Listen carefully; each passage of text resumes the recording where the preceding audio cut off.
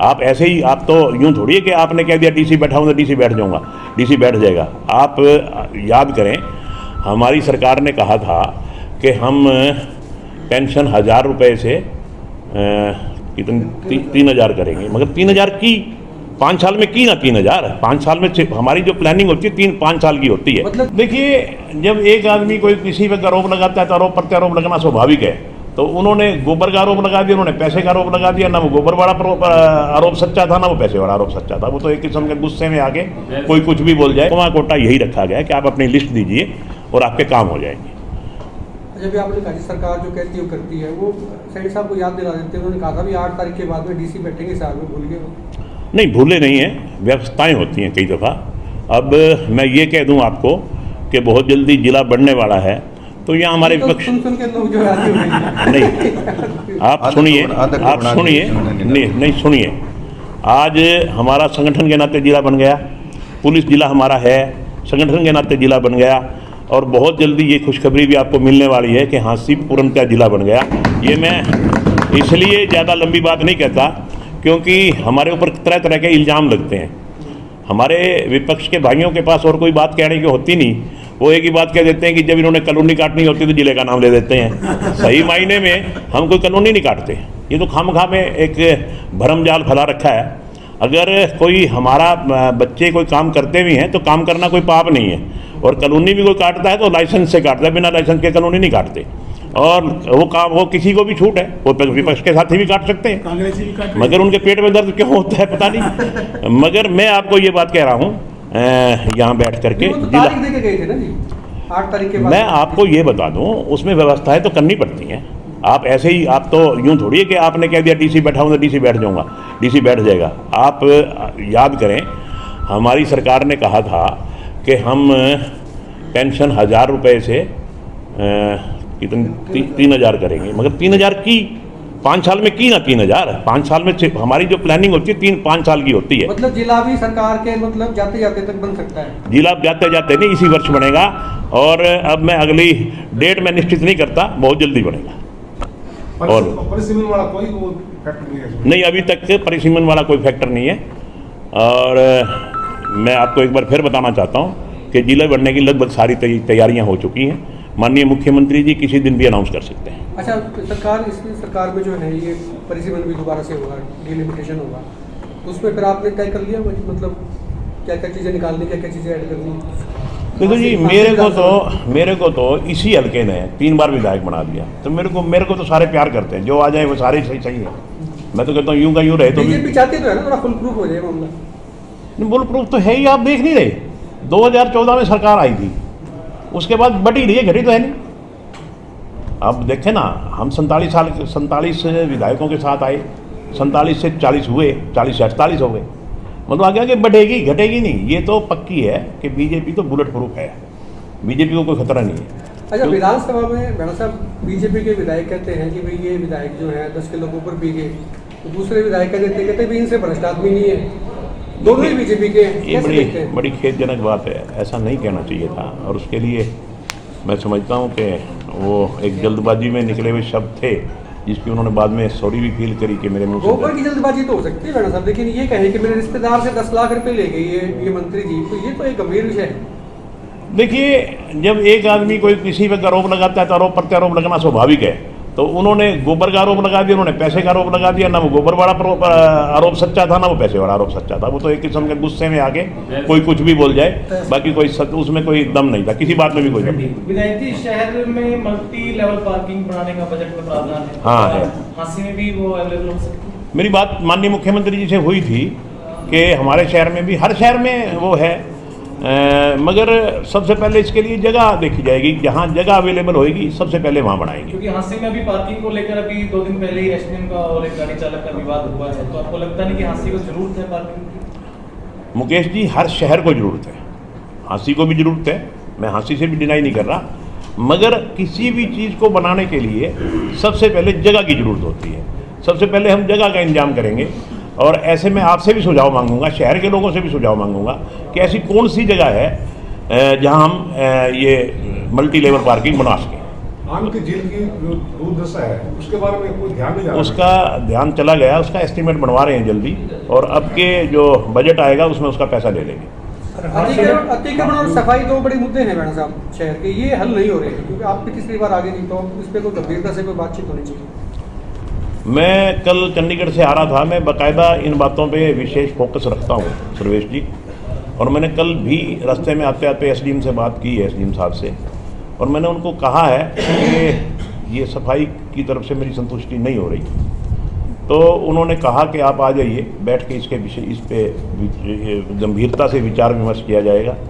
तो आज क्योंकि छुट्टी थी, एसडीएम साहब आज भी आए हुए हैं, अगर आज मुझे समय मिला तो मैं बुला करके ईओ वगैरह से बात करके, क्योंकि मैंने पिछले उनको वार्निंग दी थी कि अगर 1 हफ्ते में या 2 दिन का टाइम दिया था शायद, कि नहीं होएगी तो फिर इसका हम कोई ना कोई अल्टरनेट सोचेंगे।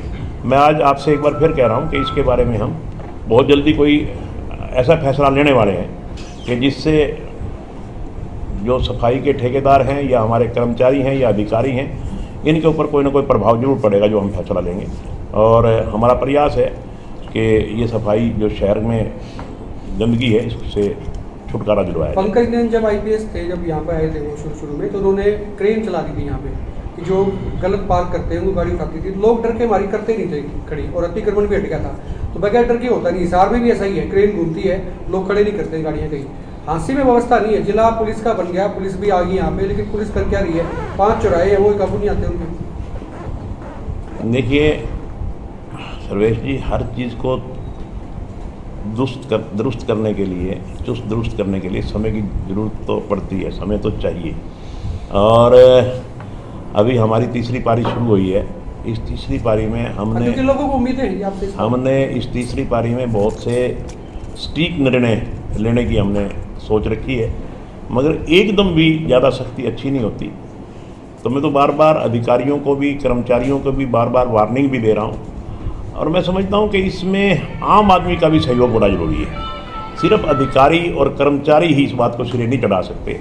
जब तक मैं आज सुबह निकला, जब या शाम को निकला था, तो हमने एक ग्रीन बेल्ट बनाई है, ये जो ऑटो मार्केट है पहले वाली अम्बेडकर चौक के पास, तो वो पत्थर वत्थर लगा है, बड़ा अच्छा पत्थर लगा हुआ है, अच्छा लगता है। उसके ऊपर मैंने देखा सारे के सारे पोस्टर चेप रखे हैं। मैं कहा कि शहर का भविष्य क्या होगा जब तक आम जन सहयोग नहीं करेगा। सर्वेश जी, मेरी तो आपके माध्यम से पूरी जनता से हाथ जोड़ के अपील है, ये शहर हमारा है, इस शहर को सुंदर हमने बनाना है। अगर हम कितना ही प्रयास कर ले, सरकार कितना ही प्रयास कर ले, अगर आम आदमी सहयोग नहीं करेगा तो इस शहर सुंदर नहीं बन सकता। बजट के दौरान ही जो है ना, सीएम साहब ने एक बात और कही थी कि हर शहर में एक बाजार को विशेष तौर पे सजाया जाएगा, तो उसमें हंसी भी आता है, उसमें हंसी भी आएगा, पूरा हरियाणा आएगा। कोई चिन्हित किया है या कोई ऐसा दिमाग नहीं, अभी तो बजट से रात को ही तो आया हूँ मैं, उसके बाद आप लोगों से विचार विमर्श करके करेंगे। हर एक गाँव की एक गली और शहर का एक 3 किलोमीटर का एरिया सर, हरियाणा के भ्रष्ट पटवारियों की लिस्ट आएगी, उसके ऊपर भी कोई सरकार एक्शन लेगी जी, जरूर लेगी। पहले तो उनके खिलाफ सबूत इकट्ठे किए जा रहे हैं। ये तो एक सीआईडी की रिपोर्ट आई है कि वो ये भ्रष्ट हैं, उनकी पूरी खाका छाना जा रहा है। जहाँ जहाँ जिस जिसके प्रूफ मिलेंगे उनके खिलाफ कार्रवाई होगी। और एक सर, हांसी में जुत्ती उद्योग काफ़ी बढ़ रहा है, लेकिन उनको एमएसएमई के अंतर्गत सुविधाएं लेने में समस्या आ रही है और उनको लोन लेने की भी समस्या आ रही है। ये पहले भी मैंने अखबार में पढ़ा है, मगर ऐसे कोई जुत्ती के जो बनाने वाले हैं उन्होंने आज तक कोई मेरे को ऐसी कोई एप्लीकेशन नहीं दी है, ना उन्होंने मेरे से कोई ऐसी रिक्वेस्ट की, ना उन्होंने सरकार से कोई रिक्वेस्ट की।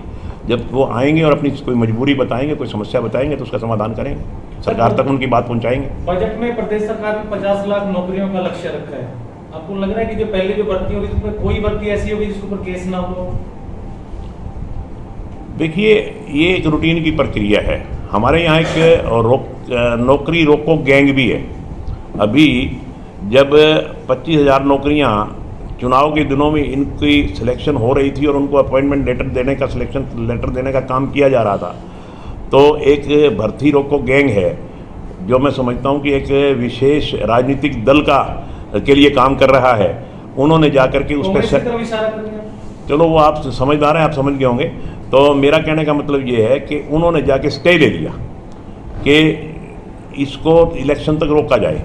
अब देखिए, चुनाव तो होने थे और चुनाव भी एक प्रक्रिया है, चुनाव भी हुए, वो रुक गया। मैं धन्यवाद करता हूँ हमारे माननीय मुख्यमंत्री जी का, जिन्होंने ये कहा था कि मैं मुख्यमंत्री की कुर्सी पे बाद में बैठूंगा, पहले इन 25,000 बच्चों को रोजगार की कुर्सी पे बैठाऊंगा, और उन्होंने वही किया। जैसे ही इलेक्शन के रिजल्ट आए और माननीय मुख्यमंत्री जी को नेता सदन चुन लिया गया, सरकार का नेता चुन लिया गया विधायक दल का, और उन्होंने पहले उन 25,000 बच्चों को अपॉइंटमेंट लेटर पकड़ाए और फिर खुद अपनी कुर्सी पे बैठे। तो मतलब यहाँ एक नौकरी रोको गैंग भी है जो हर नौकरी के ऊपर कोई ना कोई प्रश्न चिन्ह लगा देता है। ये एक रूटीन की प्रक्रिया है, सरकार अपना काम कर रही है, वो लोग अपना काम कर रहे हैं, मगर हम इस बात के लिए दृढ़ संकल्पित हैं कि हमने बच्चों को रोजगार देना है और देंगे।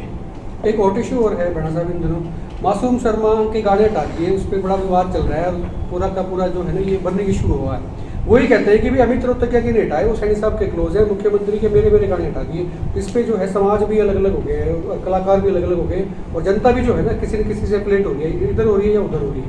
वापस हो चुके हैं गाने, ऑनलाइन नहीं हुए, नहीं आगे 3 गाने आ चुके हैं 5 में से। देखिए सही महीने में मेरे को तो इस बात की नॉलेज नहीं, मैं तो अपना सेशन में उड़ जाऊँ। हमारी नेहा दमन जी हैं जो हम प्रदेश प्रवक्ता है, इस बारे में ये बता रही हैं कि उनके 3 गाने नए आए हैं, तो ऐसी बात नहीं है, प्रदेश प्रवक्ता है तो ऐसी गलत बात तो नहीं कहेंगी जो कह रही है। प्रवक्ता काम तो बात ही कहना होता है जी।